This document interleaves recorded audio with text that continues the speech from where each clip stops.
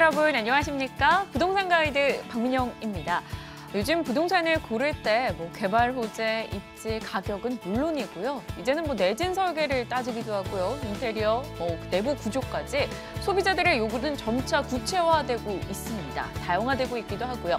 하지만 모든 것을 따지기엔 너무 어렵게만 느껴지죠. 적어도 기본이 되는 개발 호재, 입지 여건, 가격만큼은 걱정하지 않을 수 있도록 저희 시간 통해서 확실한 정보들을 전해드리도록 하겠습니다. 또 오늘 알차게 준비했으니까요. 1시간 같이 해주시죠. 부동산 가이드 시작합니다.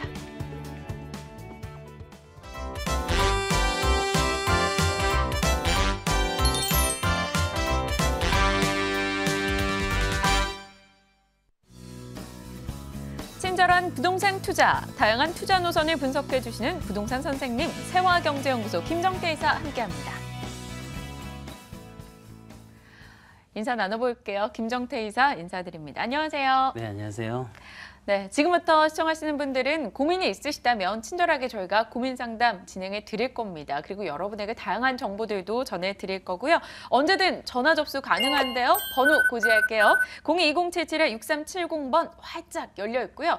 난 좀 간편하게 문자로 상담하고 싶어 하시는 분들 02-516-4455번 기다리고 있겠습니다. 편안하게 방송 후에도 연락 가능하니까요. 연락 주시길 바랄게요. 자, 이제 본격적인 시작해봐야겠죠. 이 부동산 공부부터, 투자 공부부터 시작해 보겠습니다. 오늘의 주제 어떤 것인지 화면으로 열어보시죠.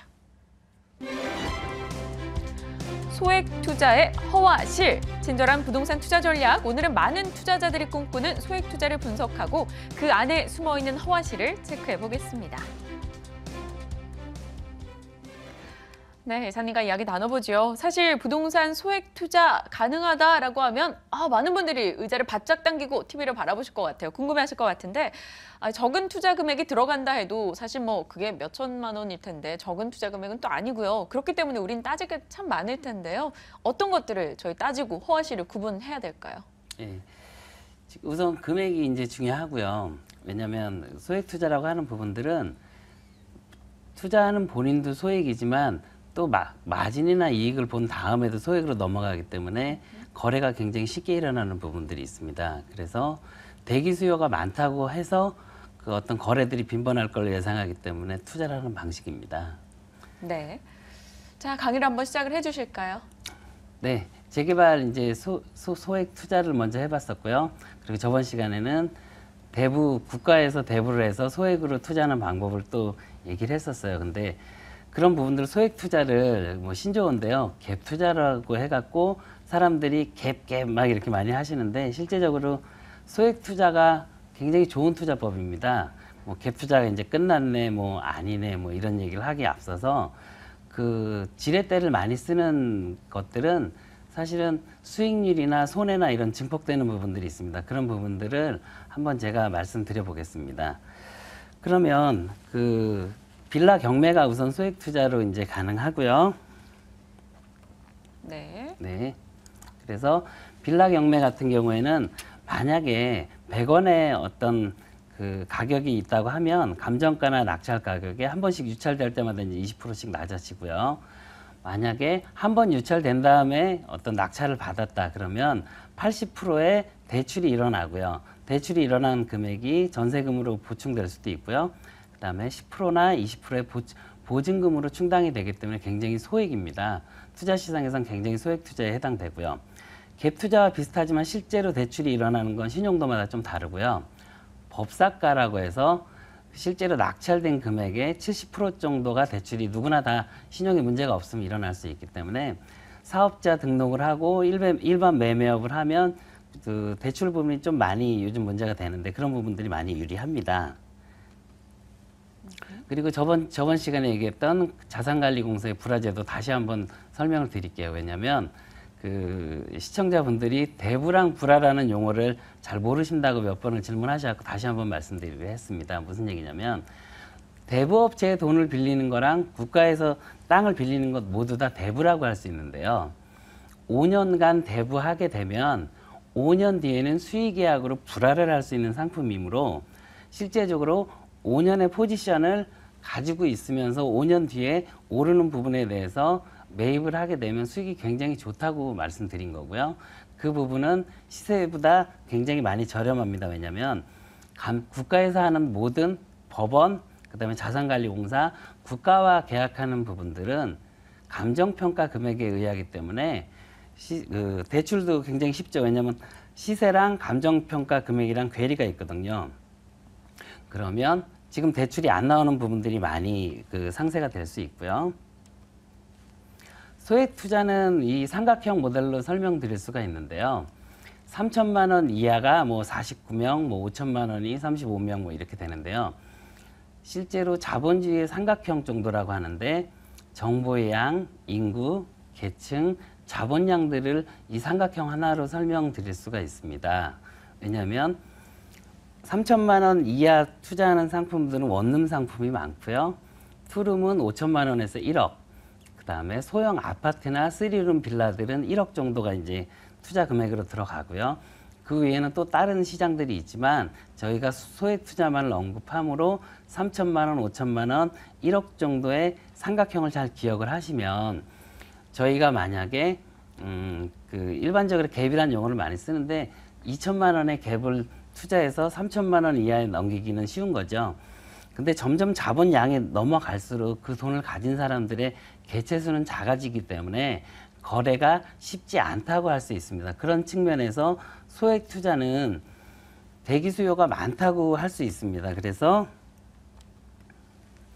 갭 투자를 먼저 정리하자고 하면요. 지렛대 투자를 얘기하는 겁니다. 일반적으로 전세금이 많거나 대출금을 받아서 대출금에 대한 이자를 은행에서 대출해서 감당할 수 있으면 갭 투자의 지렛대 투자라고 할 수 있는 거고요.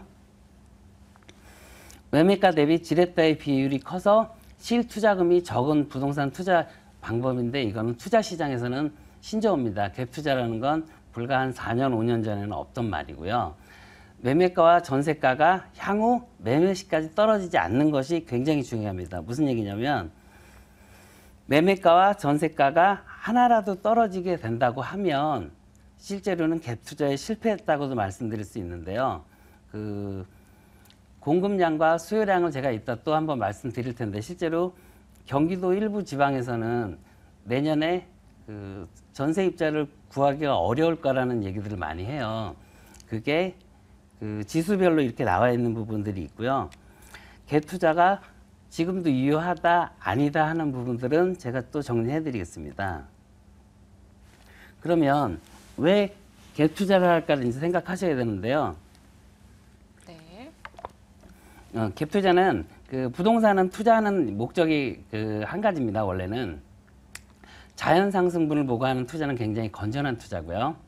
화폐 가치의 하락 이런 부분들에 대해서 현물로 해지하는 부분을 얘기하는 겁니다. 근데 갭 투자도 그거는 맞고요. 지렛대를 크게 쓰기만 할 뿐인 거고 왜 갭 투자가 일어났을까라고 생각하는 부분은 리먼 사태 이후에는 부동산을 사면은 안 되는 상품으로 어떤 부동산을 고민을 얘기하면 야 주식을 해 이거 투자 상품 아니야 라고 해서 부동산은 사이클이 있는데 하락기 때는 사람들한테 관심이 없던 부분이 있습니다. 그럼 무슨 얘기냐면 실제로 전세가 공급이 부족한 거죠. 수요보다 자연 발생 부분이 생겼는데 자연 발생 부분보다도 공급이 부족돼서 전세 가격이 상승됐기 때문에 전세가와 매매 가격의 차이가 별로 벌어지지 않는 상품이었고요. 거기에 또 하나 이제 덧붙이자고 하면 저금리 시대가 이제 도래한 건데요. 6%에 1억의 돈을 빌리면 1년에 600만 원의 이자를 냈어야 되는데요. 이자율이 3%라고 이제 하면 실제로 2억을 빌려도 2배의 돈을 빌려도 이자 금액은 동일합니다. 그래서 대출 통화량이 2배가 되는데 임대인은 저금리 시에는 그래서 월세를 원하는 부분이니까 월세를 임대인이 받으려고 하니까 전세가 또 모자랐던 부분이 존재했었거든요. 그래서 갭 투자가 이제 생기게 된 이유고요. 그다음에 경기에 정부의 경기 부양 정책이었는데 실제로 키워드 자체로 말씀드리면 빚내서 집 사라라는 정책이 주를 이뤘었는데 실제적으로 투자자들도 굉장히 헷갈려합니다. 무슨 얘기냐면 이제 집 갖고 투자하지 말라는데 사실은 부동산은 투자 상품이 맞고요. 주식만 투자 상품이 아닙니다. 왜냐하면 어떤 금리를 이용한다거나 아니면 그 유동성에 대해서 아니면 변동성에 대해서 자기가 체크를 하고 하는 부분들이 있는 분명한 투자 상품인데 국가에서 이거 투기로 몰고 규제를 하다 보니까 지금 같은 경우에는 지금 규제 정책이죠. 근데 박근혜 정부 때 불과 3년 전만 해도 굉장한 경기 부양 정책이 일어나서 갭투자가 성행했던 거고요.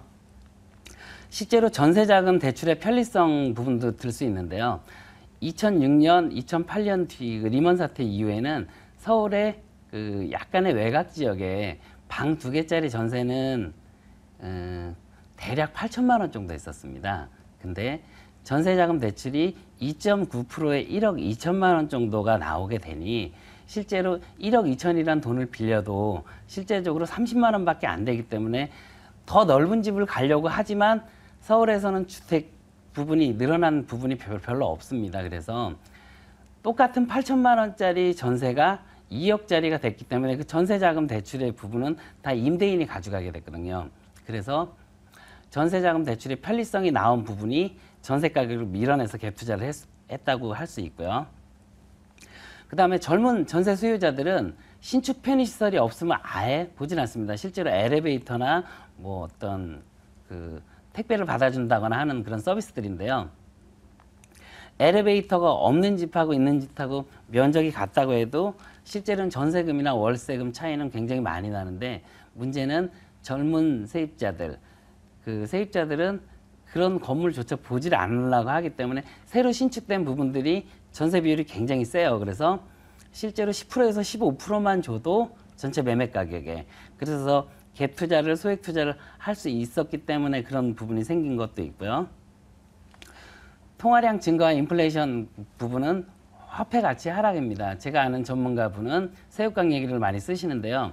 새우깡이 맛있어져서가 아니고요. 새우깡이 경쟁이 붙어서 올라간 게 아니고 자연스럽게 올라간 겁니다. 왜냐하면 우리나라 경제가 500불에서 지금 27,000불 정도 되는데 50 몇 배가 오른 건 당연한 거거든요. 근데 그 통화량 자체가 늘어났는데 실제로 그 썩지 않는 부분에 대해서는 그대로 갖고 있다고 하면 가격이 상승하는 부분은 당연한 겁니다.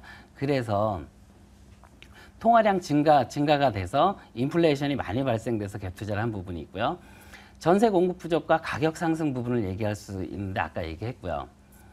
그래서 네. 핵가족화 및 1, 2인 가구의 증가가 됩니다. 소형주택이 그래서 인기인데요. 그 소형주택이 겹치는 부분이 있습니다. 어떤 얘기냐면 베이비부먼 세대가 40평, 50평의 대형 아파트를 살다가 이제는 수명이 길어졌기 때문에 아파트를 팔아서 어떤 상가나 투자 상품에 투자를 하고요. 주택을 다운사이징해서 가는 부분이 있었고요.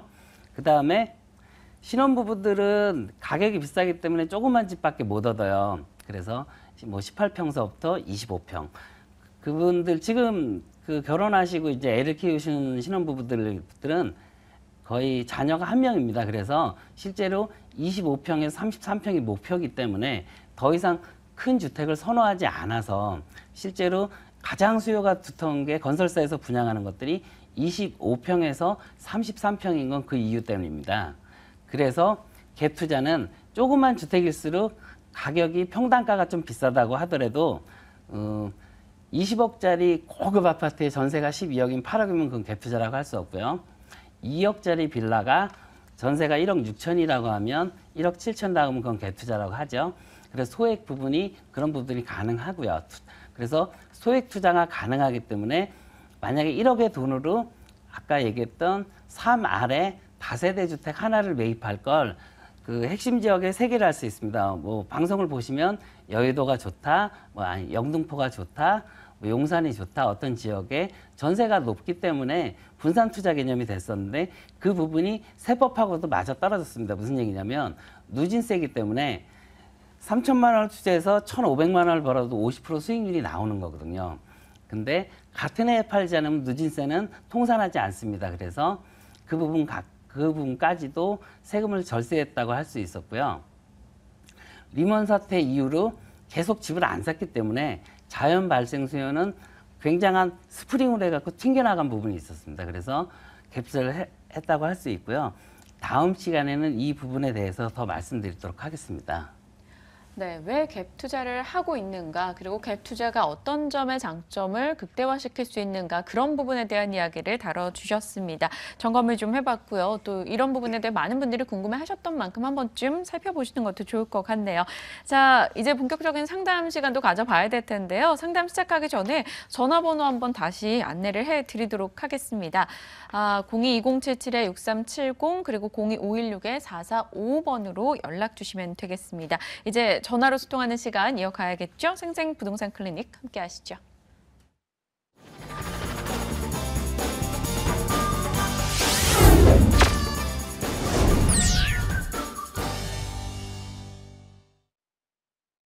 네, 저희가 이야기를 나눠가는 사이에 또 많은 분들이 연락을 주셨더라고요. 빠르게 첫 번째 시청자님부터 만나보도록 하겠습니다. 시청자님 안녕하십니까?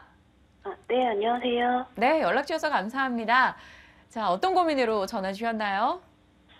제가 경기도 군포시 송정지구 S1블럭 LH 아파트 네네. 미분양 세대를 계약하려고 하는데요. 네. 이게 해도 될지 고민이 돼가지고 연락드렸습니다. 군포시 송정지구 S1블럭 LH 아파트 미분양 세대 계약인데 할지 말지 고민이 된다, 이 내용이시죠?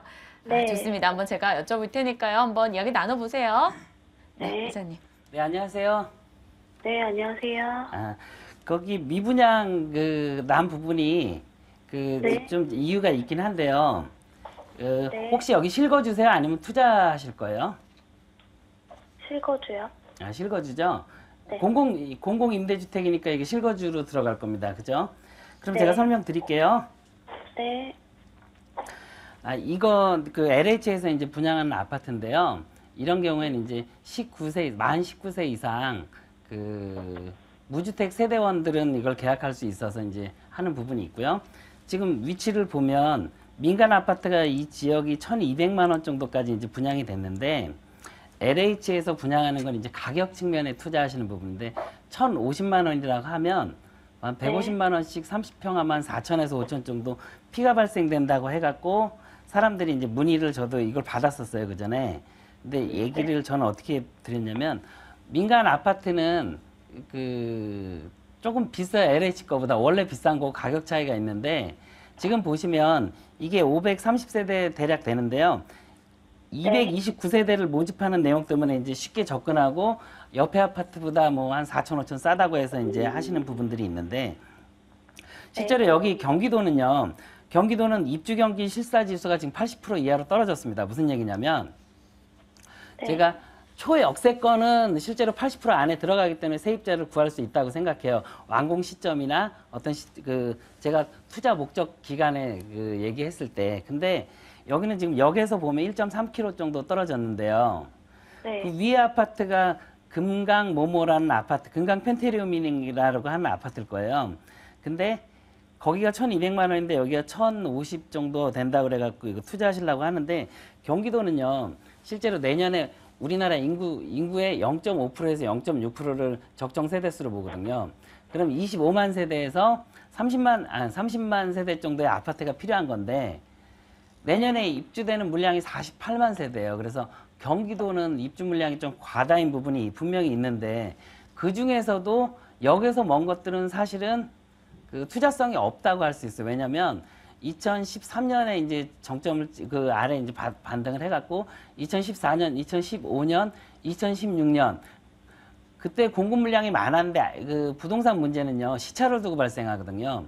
호황이 3년 동안이었기 때문에 앞으로 3년 동안도 물량이 쏟아질 겁니다. 그런데 우선 내년에 예고된 것만 48만 호기 때문에 서울은 좀 내용이 달라요. 서울은 아직도 집이 좀 모자른 부분이 좀 있고요. 수치상에는. 경기도를 투자할 때는 교통망이 우선 제1순위가 돼요. 그래서 그나마 GTX라든가 어떤 광역철도 노선이 생긴다고 하면 거기에 실거주라 그러면 저는 찬성을 하는 편인데, 여기는 가치에 투자하시는 게 아니고 이건 가격에 투자하시는 거거든요. 그러면 부동산의 행위 자체는 가치에 투자하시는 거기 때문에 저는 우선 반대를 드려야 된다고 생각이 되고요. 네.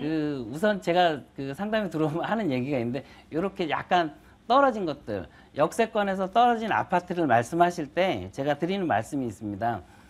뭐 어려운 얘기는 아니고요.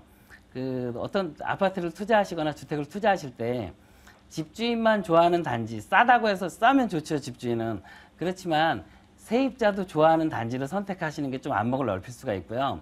실제로 이 가격하고 거기서 1.3km 올라가면 대암이역이라고 4호선이 있는데요. 4호선 지하철 최육세권에 있는 아파트들이 3억 초반대 하는데 사실은 경기도에서는 교통이 최고 우선순위로 좌우하기 때문에 저는 만약에 실거주라고 하시면 역세권 아파트를 가시는 게 장기적으로는 훨씬 좋다고 봅니다. 네, 시청자님. 일단 뭐 집 주인의 마인드보다는 세입자 입장에서 한 번 더 바라봤을 때 이번 계약에 대해서는 좀 매수하지 않았으면 좋겠다라는 답변을 주셨으니까요. 선택에 한번 참고하시길 바랍니다. 네, 감사합니다. 네, 감사합니다. 이렇게 전화 상담 해결해 봤고요. 이어서 문자로도 많은 분들이 연락을 주셨네요. 보죠. 뒷번호 1329님께서 보내주신 내용입니다. 상계 주공 아파트 분석해 주세요. 제일 작은 면적을 보고 있는데요. 요즘 같은 시기에 매수해도 괜찮을까요? 제일 작은 면적 상계 주공 아파트 매수해도 괜찮을까? 이 세 가지 키워드 정도 가지고 이야기가 가능할 것 같습니다. 자, 이사님, 1329님의 답변 어떻게 주실 겁니까? 예, 제가 지금 지도를 보고 있었고요. 네. 상계동 주공 아파트가 이제 많은데 그 실제적으로 지금 몇 단지라고 얘기를 안 해주셔갖고 저도 보고 있었고요. 그러네요. 그러면 상계 주공 아파트는 거의 마들역에서 이제 노원역까지 이제 있는 주공 아파트들인데요. 실제로 부동산 방송이나 부동산 신문 같은 경우에 이제 좀만 관심 있으시면 창동 역세권 개발이 어떻게 된다고 이제 하는 부분들이 굉장히 많이 나옵니다. 그 부분은 다른 데서 많이 들으셨을 것 같아갖고 그러면 본인이 이제 관심이 있는 노원지구를 데이터적으로 만약에 분석을 한다고 하면요. 실제적으로 노원구가 갖고 있는 에너지들이 있어요. 어떤 거냐면 노원구가 그 인구 밀도가 1위예요. 지금 인구 수는 3위예요. 그러면 사람은 많이 사는데 재정 자립도는 25입니다. 그럼 무슨 얘기냐면 여기는 배드타운이라는 거예요. 서울 안에서도 배드타운입니다. 왜냐하면 어떤 상거래 행위가 일어나서 돈을 쓰고 먹고 해야 되는데 실제적으로 재정 자립도가 낮다고 하면 인구가 많은데 재정 자립도가 낮다고 하면 노원구 자체는 그동안 천대를 받았던 부분들이 있어요. 왜냐하면 업무지구, 부동산 가격에 학군하고 업무지구가 있는데 은행동 사거리 쪽에 가면 학군들이 그 우리나라의 서울에 있는 뭐 목동 학군지구나 대치동 학군지구라든가 은행동 사거리에 있는 그 중계동에 학원 단지들이 있는데요. 그거는 갖고 있는데 실제적으로 뭐가 없었냐 그러면 업무지구예요. 다 7호선 타고 강남에 가고요. 아니면 마포로 가고 여의도로 가고 하는 부분들이 교육 때문에 거기 있었는데 실제적으로 그런 부분들이 이제 반영이 될 때가 됐다고 하는 부분을 설명드리고 싶고요. 집값 순위는 19위 정도 합니다. 그럼 25개 자치구 중에서 강북이나 저기 외곽에 있는 구들하고 거의 같이 취급을 받았는데 주거벨트는 노원구 자체가 좋아요. 왜냐하면 다 아파트로 돼 있습니다. 아파트로 돼 있기 때문에 어떤 쾌적성이라든가 이런 것들은 실제로 개발이 된다 그러면 좋아질 여력이 있고요. 아파트들이 1980년대 아파트들이 많기 때문에 재건축 대상입니다. 그 1970년, 80년, 90년 이런 식으로 해서 이제 그 앞자에 따라서 이제 운명들이 결정되는데요. 노원구에 있는 아파트들은 1980년대 후반에 지어졌기 때문에 재건축 대상이고 중층 단지들이 많고요. 그래서 실제로 이제 투자를 지금 30년 연한이 됐기 때문에 의뢰하시는 분들이 많습니다. 근데 지금 국가에서 정부에서 규제책으로 나오는 것들이 그 재건축하고 그 재개발이 있기 때문에 실제로 매수해도 될까 안 될까는 저는 매수하라고 권하고 싶고요. 대신에 장기성을 가지고 단타성이 아닌 장기성을 가지고 투자하시는 게 맞다고 봅니다. 저는 매수 찬성합니다. 네, 긴 시각이라면 매수 가능하다 답변 주셨네요. 자, 오늘 일부 꽉 채워주셨죠. 세화경제연구소 김정태 이사와 함께했습니다. 이사님 고맙습니다. 네, 감사합니다.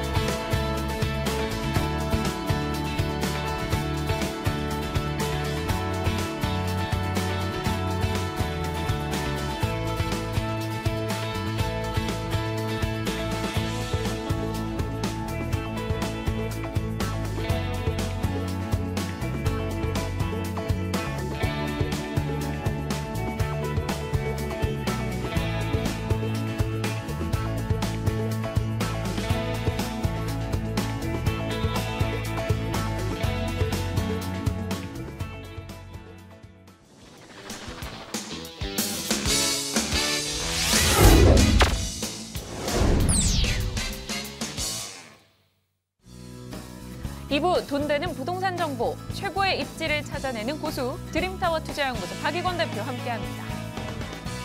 확실한 투자처 발굴과 부자아빠 부동산 연구소 윤석관 팀장 함께합니다. 네, 박익원 대표, 윤석관 팀장과의 시각 꾸려볼게요. 두 분 인사 나눕니다. 안녕하세요. 반갑습니다. 안녕하십니까. 네, 든든하게 또 큰 목소리로 인사를 해주셨네요. 두 분 믿고 또 시간 달려보도록 할게요. 돈 되는 부동산 정보 오늘 가득 공개해 드릴 겁니다. 방송 보시다가 관심이 있다 혹은 궁금하다 하시는 분들 연락 주시면 되겠습니다. 02-2077-6391번 활짝 열어놓고 기다리고 있을게요. 자, 이제 두 분이 가지고 오신 가이자 정보들 확인해 봐야 될 텐데요. 먼저 윤석관 팀장님, 어떤 포인트 잡고 가야 될지 포인트부터 얘기해 주실까요? 네, 바로 서울의 정중앙이죠. 용산 지역입니다. 그리고 용산 지역과 또 업무의 중심 지역인 바로 마포, 그 사이에 위치해 있는 용문동. 용문동의 신축 원룸 다세대 주택 안내해드리도록 하겠습니다. 용산 지역 아주 움직임이 굉장히 활발한 곳이고요. 현재 가보신다면 아주 깜짝 놀랄 정도로 새로운 건물들이 이미 다 완성이 되어 새로운 도시로 변화하고 있는 그런 핵심 지역이라 설명드릴 수 있겠습니다. 용문동 잠시 후에 여쭤보겠고요. 박익원 대표님 오늘 두 지역 준비하셨죠? 네, 오늘은 도심권과 강남권으로 가보겠습니다. 먼저 도심권으로 가볼 텐데요. 우리나라 서울에서 가장 집값, 땅값이 비싼 지역이 어딜까요? 바로 명동입니다. 바로 명동의 옆 동네, 바로 을지로로 가볼 텐데요. 을지로 하면 명동의 그런 상권, 상업 업무시설과 바로 우측에 있는 동대문 패션타운의 중심축에 위치하고 있습니다. 그래서 우리나라 도심권을 대표하는 지역에 위치를 하고 있고요. 그만큼 땅값이 높고 앞으로도 개발 가치에 의해서 지가가 꾸준히 올라가고 있고요. 특히 오늘 소개해드릴 매물은 상업지에 위치를 하고 있습니다. 따라서 주변에 주택 자체가 아예 없습니다. 그만큼 수요는 굉장히 늘어나고 있고 공급은 거의 없었고 앞으로도 없는 지역이기 때문에 수급 면에서 굉장히 유리한 지역으로서 향후 투자 가치, 개발 가치가 지속적으로 올라가는 을지로 5가 6가 쪽으로 먼저 가볼 거고요. 두 번째 가볼 지역은 강남권을 대표하는 지역입니다. 최근 송파권역 많은 재개발, 재건축 이슈들 그리고 또 9호선 라인의 개통을 앞두고 있는데요. 본 매물 송파권에서도 가장 저평가돼 있으면서 향후 9호선 라인이 개통이 되면 초역세권으로 탈바꿈하게 됩니다. 도보 1분 거리에 송파권역에서 저평가돼 있는 신방위 역세권으로 가볼 텐데요. 특히 투룸형 주거용 오피스텔로서 수요가 굉장히 폭발적으로 늘어나고 있고요. 말씀드린 것처럼 주변에 재건축 이주 수요 또한 기다리고 있고 9호선 연장선 개통의 수혜를 가장 크게 받는 지역으로 가보겠습니다. 용문동, 을지로 6가, 방이동 세 곳에 대해 궁금한 분들 많으실 것 같아요. 지금부터 함께 하시길 바랍니다. 자, 먼저 박익원 대표의 정보부터 화면 통해서 확인하시죠. 첫 번째 지역입니다. 서울시 중구 을지로 6가 다세대 주택, 2호선, 4호선, 5호선 지나갑니다. 동대문 역사문화공원역 도보 1분 거리에 위치하고 있고요. 준공연도 올해 11월, 바로 이번 달 아니네요. 내년도 11월이네요. 2018년 11월로 예정이 되어 있고요. 10층 건물 내 10층에 자리했습니다. 매매 금액은 2억 9,700만 원, 전세 보증금 2억 7천만 원, 실제 투자 금액 2,700만 원 예상되고 있습니다. 네, 대표님, 을지로 네. 2가, 4가 너무 많잖아요. 네. 6가 하면 정확히 어느 지역이죠? 네, 앞서 잠깐 말씀드린 것처럼 이 명동 상권과 동대문 상권의 중심에 위치하고 있다라고 말씀을 드릴 수 있겠고요. 입지상 보시면 도심권을 대표하는 지역입니다. 그 화면에서 나가는 것처럼 바로 왼쪽으로는 을지로 명동 상권, 그리고 또 오른쪽으로는 바로 동대문 상권이 겹쳐지는 지역에 위치하고 있고요. 지하철 역세권으로 말씀드리면 트리플 역세권입니다. 동대문 역사문화공원, 도보 1, 2분 거리의 초역세권이고요. 도보로 4호선과 6호선 다 이용할 수 있기 때문에 넓은 범위 내에서는 두 개의 추가적인 역사까지 이용할 수 있는 교통면에서는 어느 지역보다도 뛰어난 지역이다라고 말씀을 드릴 수 있겠고요.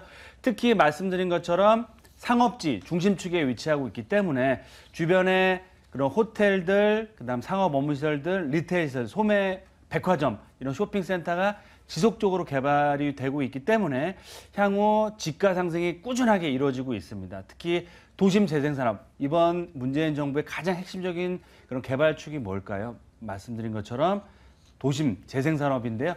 도심 재생산업의 수혜를 가장 크게 가장 확실하게 얻고 있는 지역이고요. 현장을 저희와 함께 가보시면 아시겠지만 정말 수많은 타워 크레인과 상업 업무 복합시설로 낙후되어 있던 지역이 이런 상업 업무 복합시설로 개발되는 지역이기 때문에 그만큼 투자 가치가 높아지고 있고요. 수급면, 수요와 공급면에서 공급은 굉장히 제한적이고 주거시설은 거의 없다고 말씀을 드렸죠.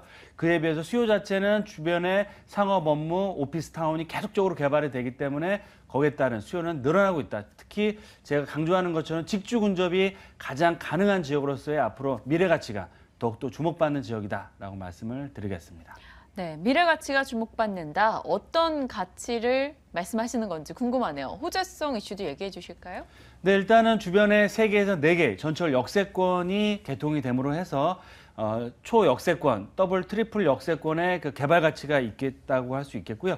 도심 재생산업, 입지구, 최소지구 1순위 지역으로서의 그런 산업들이 지속적으로 개발이 되고 있다. 특히 동대문 상권과 을지로 명동 상권은 우리나라 도심권을 대표하는 가장 중요한 핵심적인 지역으로서 이런 쇼핑센터, 상업 업무시설로의 그런 꾸준한 개발들이 계속되고 있습니다. 특히 중구를 대표하는 의료 메디컬 센터 차원 자체도 정책적으로 개발이 되고 있기 때문에 향후 내국인뿐만 아니고 다시 돌아오고 있는 중국 관광객들의 수요를 충족시킬 수 있다라고 말씀을 드릴 수 있겠고요. 이런 을지로 명동, 그리고 동대문 상권, 특히 또 이 동대문 역사문화공원과 신당 역세권, 그다음에 청구 역세권의 주거 상업 복합시설로의 그런 상업시설 또한 지속적으로 개발이 되고 있기 때문에 향후 지금까지도 꾸준한 우상향을 보여왔지만 앞으로도 개발 가치와 입지의 희소 가치로 인한 지가 상승이 꾸준히 이루어질 수 있다. 그 얘기는 뭐냐면 앞으로도 지가 상승에 따른 투자 금액을 빨리 회수할 수 있으시고요. 그만큼 시대 차익도 확실하게 얻어갈 수 있다라고 말씀을 드리겠습니다. 네, 이제는 뭐 다세대 주택의 핵심 포인트가 되겠죠. 어떻게 지어질 예정인지 또 가격 메리트는 어떻게 책정이 될 것인지 대표님께 자세히 한번 들어보고 싶어요. 네, 일단은 지금 공사는 내년 연말쯤이면 입주를 앞두고 있다라고 말씀을 드릴 수 있겠고요.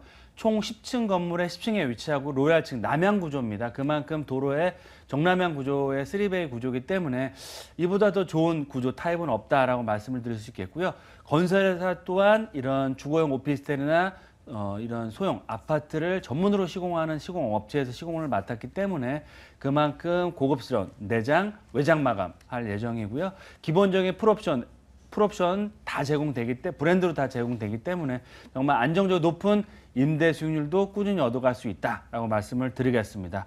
또한 가장 중요한 게 입지도 중요하겠지만 가격적인 메리트겠죠. 매매가는 3억이 채 안 되는 가격대입니다. 매매가 2억 9,700만 원이고 예상 전세가는 약 2억 6천에서 7천 정도. 그러면 2, 3천만 원대의 비록 소액 투자로 해서 도심권의 그런 소형 주택을 투자할 수 있는 그런 기회다라고 말씀을 드리겠고요. 수익형 부동산으로 투자한다고 했을 때는 대출을 좀 활용했을 시에는 보증금 3천에 월세는 100만 원 이상 충분히 받을 수 있습니다. 그래서 좀 자금 여력이 당장은 안 되시는 분들은 전세를 활용하셔서 투자를 해놓으셨다가 향후에 자금 여력이 맞춰서 수익형 부동산으로 활용하시기 굉장히 좋은 매물이고요. 특히 자제분들 주거용 그런 주택으로서 거주하시면서 도심권에 출퇴근하시 가장 좋은 위치이기 때문에 월세 수익형 부동산 또한 가능하시겠고 실수요뿐만 아니고 향후 개발 가치에 따른 시세 차익까지도 충분히 얻어갈 수 있는 여러 가지 매력 포인트를 다양하게 갖추고 있는 희소 가치가 굉장히 높은 도심권을 대표하는 소형 주택이다라고 정리해 드리겠습니다. 여러모로 좀 매력적인 부분들을 소개해 주셨는데 그렇다면 유의점, 매수하고자 하는 분들에게 좀 이건 조심해 보지 않는 게 어떤 게 있을까요? 네, 일단은 투자를 할 때 가장 중요한 포인트가 수급면이겠죠. 수요와 공급 그런 면에서 임대 수요가 풍부한 지역인지 또 향후에 4, 5년 후에 매도를 하실 때 임대 수요가 더 늘어날 수 있는 지역인지 보셔야 되는데요. 말씀드린 것처럼 도심권 정말 수많은 타워 크레인과 상업 업무시설 계속적으로 개발이 되고 있기 때문에 수요는 늘어나고 있고요. 그에 비해서 주거시설은 높은 지가 때문에 공급 자체가 거의 없습니다. 그만큼 수급면에서도 유리한 지역이기 때문에 임대 걱정하실 필요 없고요. 향후 수급면에서 유리함으로 해서 좀 더 높은 임대 차익과 시세 차익 충분히 얻어갈 수 있는 지역인지 꼼꼼히 비교해 보셔야 되고요. 그런 측면에서 희소 가치가 뛰어난 매물로서 오늘 매물 굉장히 메리트가 크다라고 말씀을 드리겠습니다. 네, 좋습니다. 중구 을지로 유가 다세대 주택 내용이었습니다. 화면으로 다시 한번 정리해 보시죠.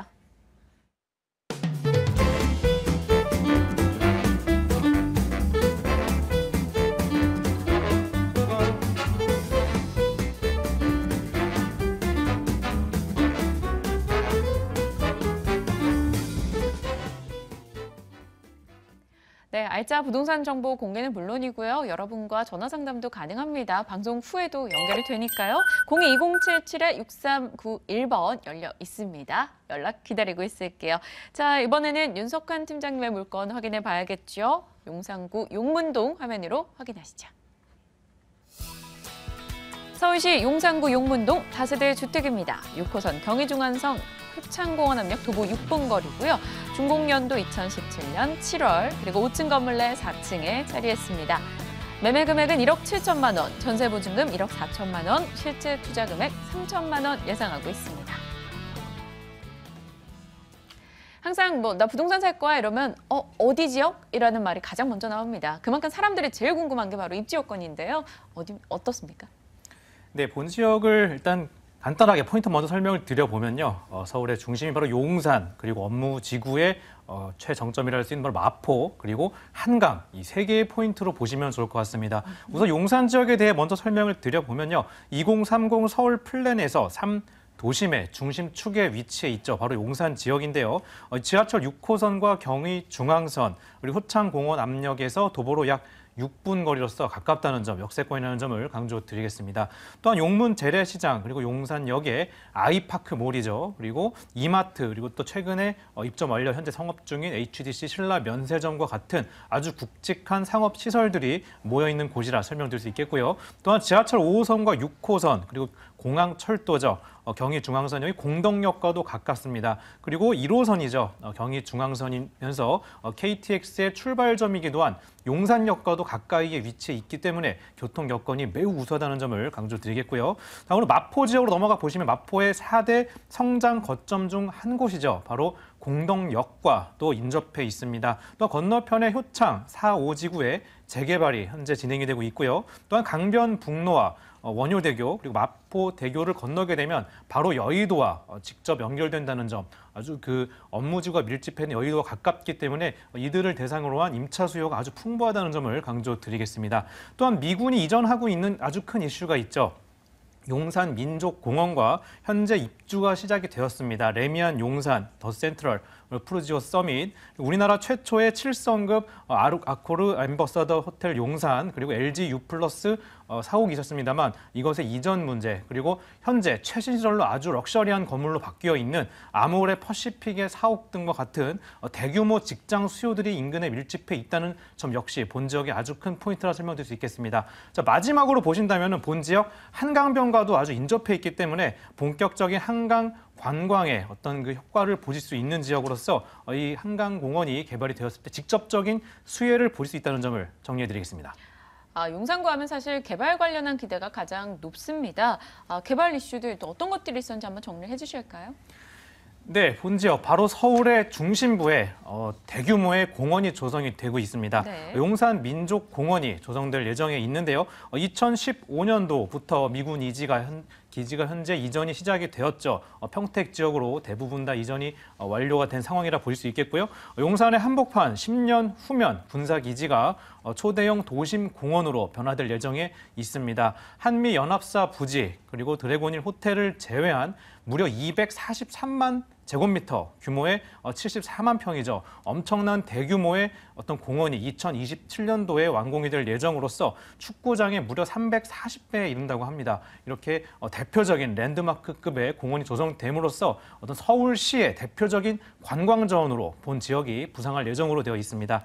다음으로 본 지역 용산 역세권 복합 개발에 직접적인 소요를 보실 수 있겠는데요. 본 지역 교통의 아주 중심 메카라 할 수 있죠. 바로 KTX와 ITX, 향후에 GTX의 어떤 추가적인 연장 개통까지 앞두고 있음으로써 본 지역 교통 아주 우수해지겠습니다. 또한 이러한 교통의 요지인 만큼 그에 따라서 HDC 신라 면세점과 같은 어떤 대규모 투자가 필요한 대기업의 굴지의 시설이 위치해 있다는 그러한 점에서도 본 지역의 가치를 볼 수 있겠습니다. 또한 본 지역 1,700여 객실이 모여 있죠. 바로 6성급 호텔인 아코르 엠버서더 용산이 영업을 개시했고요. 또 대표적인 이 지역의 호텔로서 자리매김할 예정에 있습니다. 또한 용산 레미안 더 센트럴 아파트 그리고 용산 프루지오 서밋 그리고 이런 어떤 대규모 아파트 단지들이 현재 입주를 시작함으로써 본 지역 아주 활발하게 새로운 지역으로 거듭나고 있는 상황이라 설명드릴 수 있겠고요. 또한 인근의 용산 4구역입니다. 용산 센트럴파크 해링턴 스퀘어가 성공리에 분양을 마치면서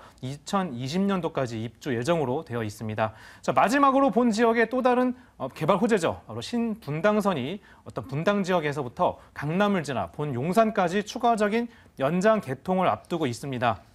자, 현재 강남과 신사 구간이 공사가 진행 중에 있는데요. 2016년도 7월에 착공이 들어갔으면서 2022년도에 완성되어 개통이 될 예정에 있습니다. 자, 본 지역인 바로 용산 지역까지 동빙고에서 국립박물관 그리고 용산까지 이르는 지역은 미군이 완전히 이전이 완료된 후인 그 시점부터 공사가 시작되어 약 2024년경에 완공될 예정으로 현재 개발 계획이 완성되어 있다는 점을 강조드리겠습니다.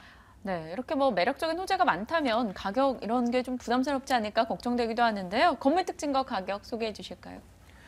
네, 금액 역시 이렇게 상당히 부담스럽지 않은 저렴한 금액대로 만나보실 수 있겠고요. 매매 가격 1억 7천만 원 되겠습니다. 전세 투자 시에는 전세금 1억 4천만 원을 포함하시면 실투자금 3천만 원으로 가능하시겠고요. 월세 투자 시에는 선순위 대출 9천만 원과 월세 보증금 2천에 월 65만 원이 예상되시므로 6천만 원이라는 아주 부담 없는 금액으로 월세 투자 가능하시겠습니다. 네, 금액적인 부분 얘기해 주셨고요. 건물 특징을 소개 안 해주셨어요. 간략하게만 전해 주실까요? 네, 본 건물 이미 7월 달에 준공이 완료되었기 때문에 직접 현장 방문하셔서 건물의 주변 여건과 또 완성된 모습들을 눈으로 확인하실 수 있다는 점을 강조드리겠습니다. 총 15세대로 구성되면서 총 5층 중에 본 물건 4층에 위치해 있고요. 4m 도로의 코너에 위치해 있기 때문에 입지가 아주 우수합니다. 또한 오픈형 원룸의 풀 옵션 구조로서 바닥이 타일로 시공이 되면서 1층은 필로티 주차장 그리고 엘리베이터와 현관 보안문, CCTV와 같은 부분들 기본적으로 제공되면서 풀 옵션으로 또 임대에 아주 편리하게 모든 것이 다 준비된다는 점을 강조드리겠습니다. 네, 건물 특징 그리고 가격 얘기해 주셨고요. 어떤 점 저희 주의할까요? 네, 앞서 설명드렸다시피 본 물건의 경우 이미 준공이 완료되었기 때문에 직접 오셔서 주변 여건을 꼼꼼하게 살펴보시면 좋을 것 같습니다. 네, 알겠습니다. 자, 용산구 용문동 다세대 주택 정보 나눠봤습니다. 화면 통해서 다시 한번 확인해 보시죠.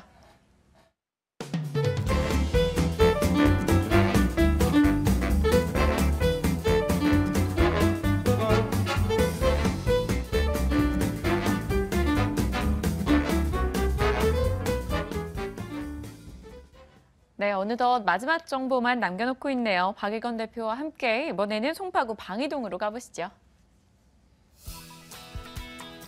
서울시 송파구 방이동 오피스텔입니다. 9호선 신방이역 도보 1분 개통 예정이고요. 준공은 내년도 7월 예정돼 있습니다. 16층 건물 내 5층에 자리했네요. 자, 3억 2,100만 원 매매 금액이고요. 임대 예상 금액은 전세 보증금 2억 7천만 원, 실제 투자 금액 5,100만 원 예상이 되고 있습니다. 오늘 매력, 특징 굉장히 각양각색의 정보들이 나오고 있습니다. 송파구 방이동 입지 여건부터 살필까요? 네, 주택에 투자하실 때는 항상 직주 근접, 직장과 얼마나 가까이를 보셔야 되는데요. 본 매물 강남 3구에서도 저평가돼 있었지만 지금 핵심적인 지역으로 떠오르고 있는 송파구 신방이 역세권에 위치를 하고 있습니다. 입지에서 보시는 것처럼 9호선 라인 이 개통이 내년에 예정돼 있고요. 개통이 됐을 시에는 바로 도보 1분 거리의 초역세권으로 바뀌는 지역이고요. 주변 지역에 재건축 이주수요, 송파 잠실 5단지라든지 미성아파트라든지 확정이 돼 있고요. 송파권역에 앞으로 3, 4년 안에 무려 17,000가구 이상의 이주수요가 기다리고 있는 지역입니다. 특히 바로 옆쪽 강동권에서도 이주수요가 굉장히 몰려들고 있기 때문에 향후 임대가 상승과 9호선 라인의 개통, 재건축, 이주 수요라든지 여러 가지 수요에 의해서 가격이 굉장히 많이 올라갈 수 있는 지역이고요. 특히 주변 지역이 9호선 라인의 개통이 됨으로 해서 숲세권으로 바뀌는 지역입니다. 길 건너가시면 바로 올림픽공원이 있고요. 도보로 15분 정도면 석촌호수, 제1롯데월드를 도보로 이용할 수 있는 장점을 갖추고 있습니다. 그만큼 송파권역에서도 저평가돼 있음에도 불구하고 향후 9호선 라인의 개통에 따른 그런 시세 차익을 충분히 얻어갈 수 있는 송파구 신방위 역세권 매물 소개시켜 드리겠습니다. 입지 여건 속에 개발에 대한 이야기도 살짝 녹아 있는데요. 개발 호재들은 어떤 게 있죠? 네, 말씀드린 것처럼 주택 가격 상승의 가장 크고 확실한 호재라고 하면 지하철 역세권 개통이라고 할 수 있겠는데요. 그 역세권 개통에서도 바로 황금노선이 9호선 라인입니다. 본 물건은 9호선 라인이 개통된 후에 입주가 예정되어 있기 때문에 9호선 연장선 개통에 가장 큰 수혜를 얻을 수 있는 그런 물건이다라고 말씀을 드릴 수 있겠고요. 종합 운동장과 삼성동 한전부재 역세권 개발 사업 지금 계속적으로 이슈화가 되고 있고요. 아마 올해 내년 초에는 본격적인 착공을 앞두고 있습니다. 그렇게 되면 9호선 급행을 이용하시면 10분 안에 이용할 수 있기 때문에 그만큼 이런 강남권과 송파권역의 수혜를 가장 큰 수혜를 직접적으로 얻는 호재를 갖추고 있다라고 말씀을 드릴 수 있겠고요. 9호선 라인 개통에 따른 초역세권으로의 개통 그리고 또 바로 도보로 10분 안에 잠실 주공 5단지라든지 미성 아파트라든지 주변에 재건축 아파트로 둘러싸여 있습니다. 그만큼 앞으로 꾸준하고 폭발적인 이주 수요에 의해서 임대가가 계속적으로 올라갈 수 있습니다. 그 얘기는 뭐냐면 그만큼 투자금 회수가 빨라질 수 있겠고요. 거기에 따른 시세 차익, 확실한 시세 차익을 얻어갈 수 있다라고 말씀을 드리겠습니다. 특히 주변 지역의 법조타운이라든지 특히 9호선 라인을 연결하는 그 상업 지역의 대로변에 위치하고 있기 때문에 이 상업 업무 시설, 지구 단위 계획에 따른 시세 차익, 개발 가치를 앞으로 꾸준히 얻어갈 수 있는 다양한 개발 호재 또한 갖추고 있다라고 말씀을 드리겠습니다. 네, 송파구 방이동에 위치한 오피스텔 이야기 이어가고 있는데요. 어떻게 지어지고 또 가격은 어떻게 될까요? 네, 본 물건 주상복합 아파트에 포함되어 있는 주거용 오피스텔 아파텔이다라고 말씀을 드리겠고요. 지금 한참 열심히 공사 중에 있습니다. 그래서 내년 하반기 가을쯤에는 입주할 수 있는 물건으로서 특히 건설회 자체가 이 송파 강남권역의 소형 아파트를 전문으로 시공하는 시공업체에서 시공을 하고 있기 때문에 굉장히 고급스러운 외장, 마감뿐만 아니고 내부도 기본적인 풀옵션이 다 들어갑니다. 특히 16층, 5층의 정남향 구조로 되어 있기 때문에 굉장히 남향 구조로서의 그런 메리트를 갖추고 있다라고 말씀을 드릴 수 있겠고요. 고급 그런 브랜드 옵션, 풀옵션이 다 제공되기 때문에 실거주, 자제분들의 실거주뿐만 아니고요. 임대 수익형 부동산으로 활용하시기에 가장 안성맞춤인 투룸형, 실평형 자체가 약 12평형의 아파트 물건이다라고 말씀을 드리겠습니다. 매매가, 입지도 더블 역세권, 8호선과 9호선 라인의 더블 역세권에 위치를 하고 있지만 매매 가격도 상당히 투룸형임에도 불구하고 경쟁력이 있습니다. 매매가 3억 2,100만 원이고요. 예상 전세가는 2억 6천에 7천 정도, 그러면 3, 4천만 원대로 투자할 수 있는 그런 소액으로 투자할 수 있는 물건이고요. 대출을 좀 활용하시면 수익형 부동산으로 활용한다라고 했을 때는 보증금 2, 3천만 원에 월세는 110만 원 전후로 받을 수가 있습니다. 그래서 공실 걱정하실 필요 없고요. 지금도 8호선 몽촌 토성역 한 3, 4분 정도 거리지만 9호선 라인이 개통되면 더블 역세권으로 바뀌는 지역이고 9호선이 개통된 후에 입주할 매물이기 때문에 그만큼 안정적 높은 임대 수익률 꾸준히 얻어가시고요. 특히 주변 지역의 원룸형 오피스텔이나 원룸형 오피스텔은 공급은 좀 되었지만 그런 매물 자체도 거의 2억대가 넘어가는 그런 매물이고요. 본 매물 투룸형 구조임에도 불구하고 가격적인 메리트가 있기 때문에 향후 입주한 후에 3, 4년 안에 3억대 중반 이상 충분히 갈 수 있는, 중후반 갈 수 있는 충분한 가격적인 메리트 또한 갖추고 있다라고 말씀을 드리겠습니다. 네. 유의점 짧게 얘기해 주실까요? 네, 항상 투자하실 때는 역세권인지 보셔야 되고요. 그 역세권 자체가 몇 호선인지 중요하게 포인트를 보셔야 되는데요. 본 매물 가장 미래 가치가 있는 9호선의 초역세권의 더블 역세권, 그리고 또 주변보다 주변의 시세보다 최소한 2, 3천만 원 저렴한 가격 경쟁력을 갖추고 있기 때문에 향후 시세 차익 면에서도 상당히 유리한 그런 포인트를 갖추고 있다라고 보시면 좋겠습니다. 네, 송파구 방이동 오피스텔이었고요. 박예건 대표와 함께하는 무료 세미나 일정이 있습니다. 좀 확인을 해볼게요. 수익률 높은 수익형 부동산 투자법을 공개합니다. 02-2077-6391번으로 개별 전화 예약 주시면 그에 따라 응답하도록 하겠습니다. 네, 방송 이후에도 전화 기다립니다. 02-077-6391번이고요. 오늘 드림타워 투자연구소 박일권 대표, 부자아빠 부동산연구소 윤석환 팀장과 함께했습니다. 내일 이 시각 다시 인사드릴게요. 여러분 고맙습니다.